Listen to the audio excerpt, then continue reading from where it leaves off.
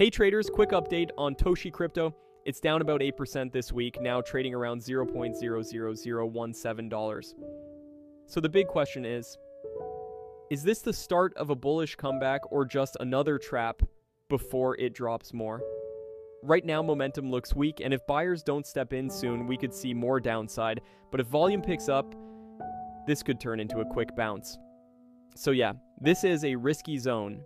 Smart move, wait for confirmation, not emotions. What do you think? Bounce or trap? Let me know. Toshi crypto fresh trading signals are in, and solid targets just dropped. We've got clear entry and exit zones lined up to help you catch the move. Want the full setup? Check out our Patreon. Link is in the description and comments. Watch our full price analysis in the video. Don't forget to comment and share.